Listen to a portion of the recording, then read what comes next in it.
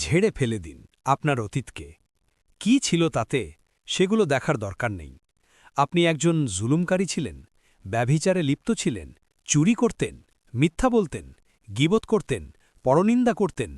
আপনি যাই ছিলেন, যত পাপই আপনি আপনার আমলনামায় লিখেছেন না কেন, মনে রাখবেন তার চাইতেও বিশাল আপনার রবের ক্ষমা।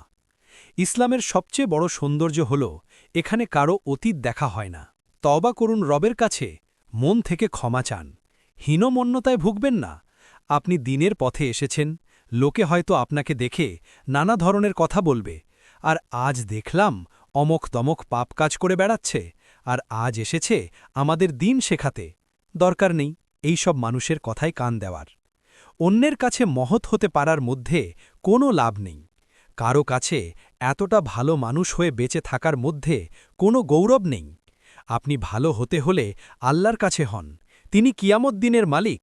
আপনি যখন অন্যের সাথে ঝগড়ায় লিপ্ত হবেন, কাউকে গালি দিচ্ছেন, তখন ভাবুন আল্লাহ তাআলা দেখছেন এবং ফেরেশতারা সব কিছুই লিখছেন।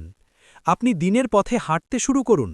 আপনাকে দেখে আশপাশের লোকেরা কি বলছে, দরকার নেই সেই সব নিয়ে ভেবে সময় নষ্ট করার। কবলে যখন আপনি একা থাকবেন, তখন আপনার ভালো কাজগুলো ব্যতীত আর কোনো কিছুই আপনার কাজে আসবে না।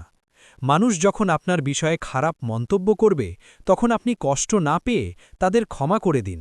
অচিরেই তার মন্তব্য তাকেই গ্রাস করবে। আপনার সবার কাছে ভালো হতে যাওয়ার কোনো দরকার নেই, সাধারণ হয়ে যান। ওয়াল্লাহি, সেই দিন এমন বহু লোক বিনা হিসাবে জান্নাতে যাবে, যাদের মূল্য দুনিয়াতে কিছুমাত্র ছিল না। যে জীর্ণ বস্ত্রের ছিল, সে দুনিয়াতে ঠিকমতো খেতে পারত না। ইয়া আল্লাহ, আমাদের সকলকে দিনের পথে চলার তৌফিক দান করুন। আমিন।